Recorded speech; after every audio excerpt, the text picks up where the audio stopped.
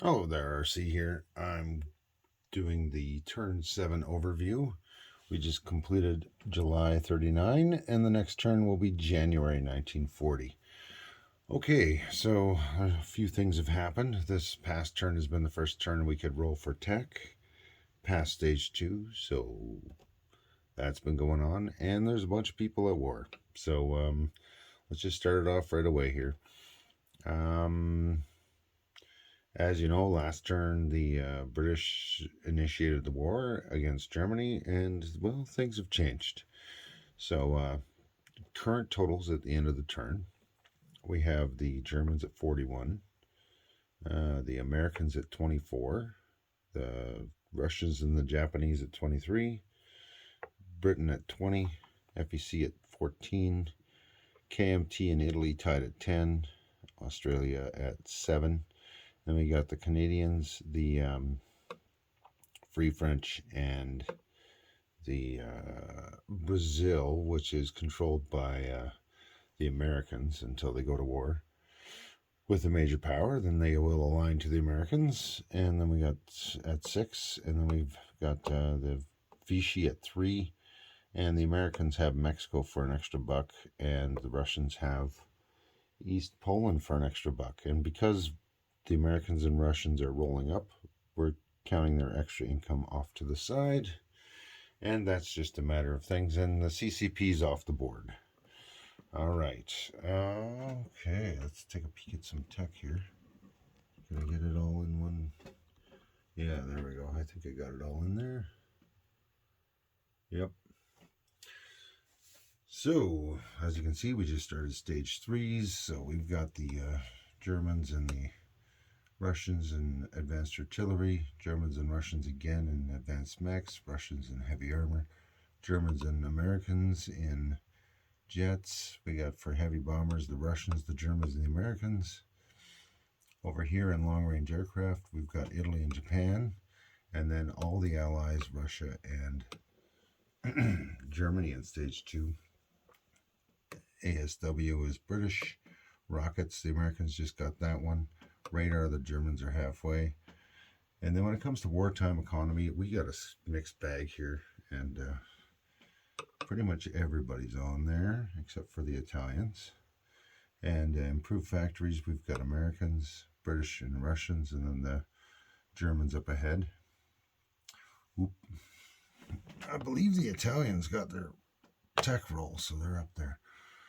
Improved construction has got the Russians and the British in there, and all 3 of the allies at stage, or Axis, sorry, my allies at stage 3.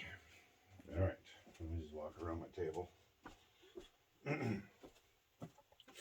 So we've had some major developments, and I'm just going to angle my camera down here for you.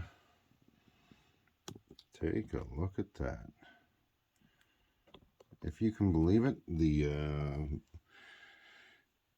Brazilians wiped out the Argentinians. So there you have it. We've got 3 boats and a transport that are going to go to the Americans, and $6 and 7 territories that will also go to the Americans at the end of this. They did end up leasing an extra marine down here, so we'll see how that goes and whatnot. So the Americans, I'm not sure if it's legal or not, so I left the plane here. It's kind of vague in the rules, so, but it does say Pacific only, but they may or may not have that fighter on that carrier at this moment. All right, let's look at the big change to the board, is what happened with the Germans here. As you'll see, there's no more regular French. So the Germans managed to successfully take out the French and the Poles, and even though the Poles had done some, wandered around gathering up a couple of bucks for the British for them to collect for a turn, they did get ultimately wiped out. And you may also be noticing that the Russians have signed the Molotov-Ribbentrop Pact with the Germans, so they've taken out East Poland and annexed Latvia. We'll see which ones they take out next. Vichy France happened. It's a thing. So this is pretty much the Free French units. You can see them all right here. And this past turn, the rolls went horribly for Vichy with the Navy. So, and not too well for the Free French either. They did get a transport, 3 destroyers, and 2 subs. And they lost 1 whole sub in the fight against the battleship that the Vichy had. And in the process, took Corsica by amphibious assault. So now the Vichy recruitment roll is down to 1 instead of 2. But I mean, part of the reason why France fell so easy is we've got an artillery, a medium bomber, a fighter. I don't know if it's 1 or 2 infantry that came out of there. And that's that Gormier's unit. But this past turn, Vichy had Morocco, Tunisia, southern and western Algeria, but they've all been taken over by the Free French here. So I don't know if this is something I'd do in the future. It's an interesting strategy. Let's see how it plays out throughout the length of the game here. But besides getting that, Vichy was only successful in taking Syria and then this batch down here. So all the ones they got were ones that were within walking distance of this stack of oddly large French army. But now that it's spread out a little bit, doesn't look like there's all that much there, really. So they may have been better served killing German units in France. We'll find out how that goes. But they had no money, so they've now collected their money. We'll see what happens. The British have been consolidating a bunch of fleet up around the British Isles here. They got quite the large fleet here, and they're starting to move their carriers and whatever to block subs, I'm assuming, or at least catch subs if they stopped convoy. The British did stack quite a few units up here in London, which is probably smart since the Italians are lend-leasing another Marine up to Eastern Germany again, or Western Germany, I'm not sure. The Italian wasn't sure which one it was supposed to go to anymore, and the German player may move that from one to the other. All right, what else happened? Italy has relocated its transport in here with everybody else, placed a bunch of fighters and a tactical on Sardinia with an airbase, and using its airborne militia or airborne colonial, it has annexed Albania. So anything else the Italians take will be considered a declaration of war, and they will lose their immunity from Allied attack at that point in time. And just in case, they did stack a bunch of guys up here in Rome, and they saved, I think, $8 and collected 10, so they got 18 in the bank. I'm curious to see what they're going to do next turn. The British have, for over the last few turns, been stockpiling a little bit of units here in Gibraltar with a navy on the outside of the Med. No boats in the Med. And then again, on this side, same idea. A navy with some Marines, just like the other side. Just outside the Med, and a bit of a stockpile of units up here in the Suez Canal or Eastern Egypt. I'm just going to back up a little bit and show you a bit of a pan here. The British have units on escort duty or scattered around the entire convoy lines of theirs everywhere. They had previously had nothing this way at all. So this German boat came in here, got a good convoy roll, took 3 off the FEC and 2 off the Australians, and poof, there you go. But we'll see what happens. Russia did go up in income, and they didn't really do much else. They didn't build a lot of units, but they did finish the fort in Moscow there. And they have moved a bunch of units over here. I can only suspect it's for these 2 dollar earning locations here in Mongolia. Australia upgraded its factory, and the FEC has started a aerodrome of democracy, or whatever the heck the name of that odd aircraft builder is in Canada, part of that expansion. So they built themselves an air transport. I'm suspecting it has something to do with China, or maybe they're trying to do something else somewhere else. All right. The Americans have done nothing on this side in a long time. They annexed Mexico last turn, and they had upgraded that factory in San Francisco a while ago. Now, for me here as the Japanese player, I'm just going to finish it off on this side of the board. Having some good and bad combination of things. I did get wiped out in Nanking. I only took off 3 units, although 3 of them ran away again, so it's got to be frustrating for the KMT player.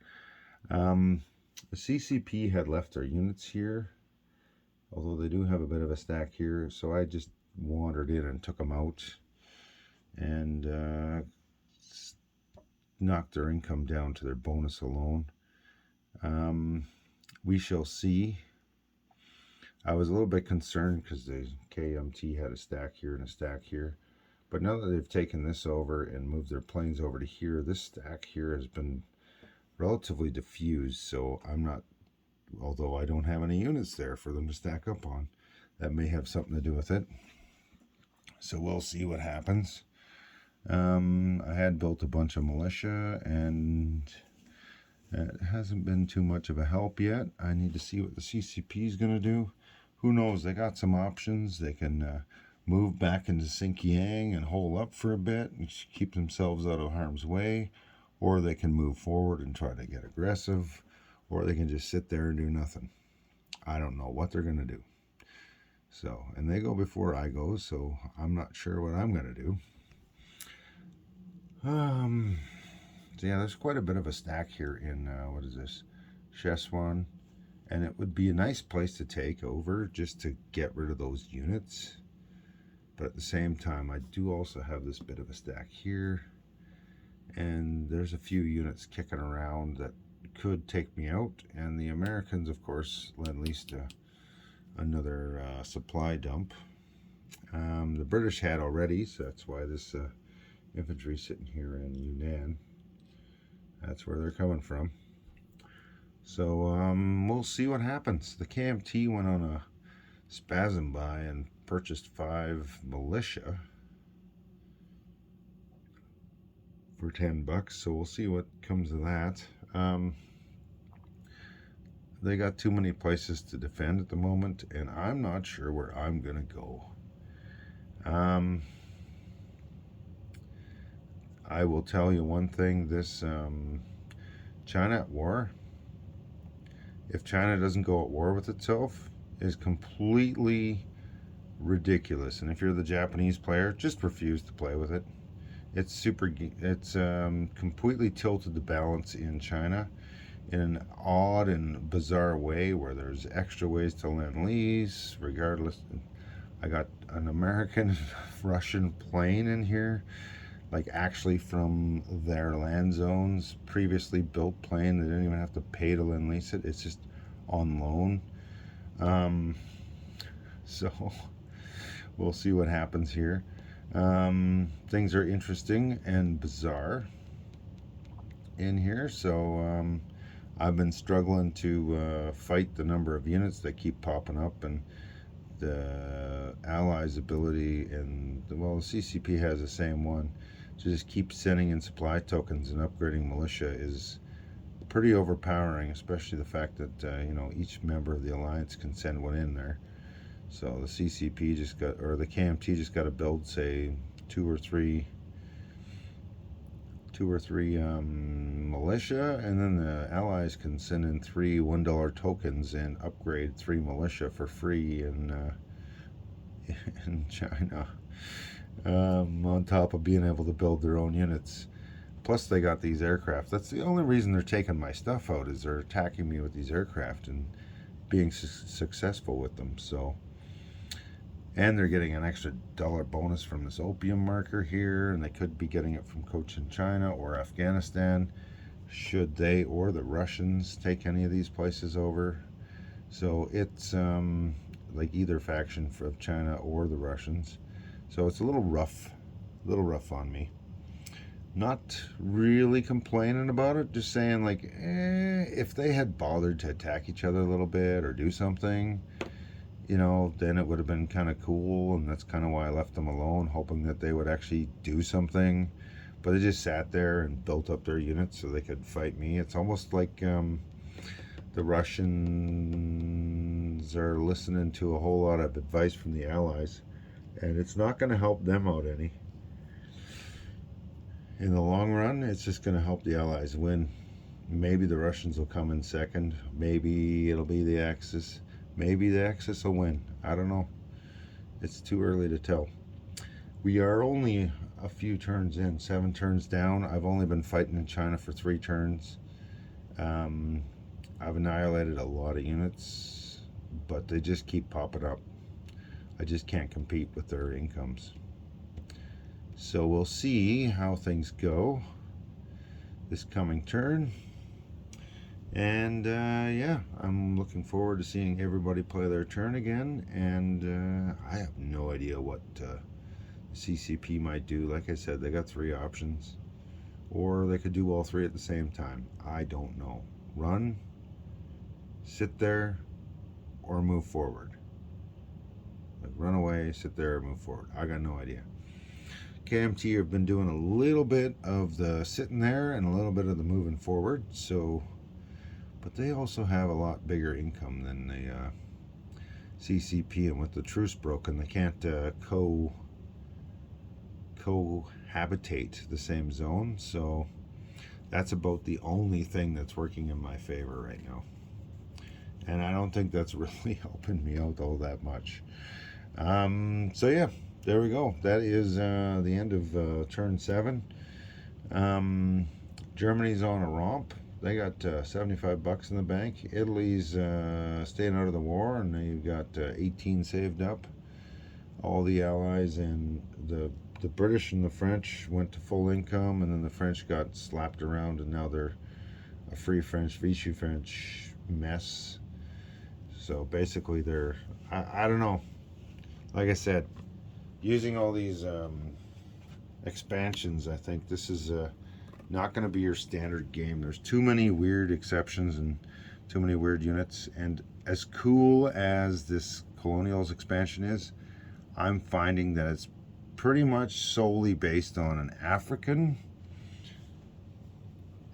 build for the Axis. That's about the only place we get a lot of units, and it's all about the British and the French building units like crazy. And Japan has a chance to build a unit in Burma, but first it's got to take it over, whereas the British can be building all these units from the setup. And I got to take some place in Korea to be able to get Mongolia. Korea. I already got the Korean guy in here. Someplace in Mongolia in order to get my 3rd one. Odds of that really low. And the Germans only get one if they take this place. So, I don't know. I like the colonial expansion, but I think it's really heavily favored for the Allies. And yeah, no, maybe that may be the case, but I don't know if it's balanced well, because all these units are cheaper than regular units, and they also, a lot of them have better stats than regular units for less money. I'm not going to say it's going to tip the game all by itself, but it does kind of tilt the game a little bit one way. And then using this expansion at the same time is kind of tilting things another way. So, as you can see, all these little red chippy guys, they're like everywhere. There's one here, there's one here, there's 2 more there, there's 1 there. So I'm at 5, 6, 7, 8, 9 for the British, right? They don't have all of theirs yet either. The French, 1, 2, 3. They got a couple more they can buy. And the Italians have, I think, all of theirs. Oh, Yeah, the Italians have, I think, all of theirs except for their tank, which they can pick up next turn, I believe, whenever they're allowed to build tanks. But they got this one here that came with a free transport, and 2, 3, 4, right? So it's a little off balance.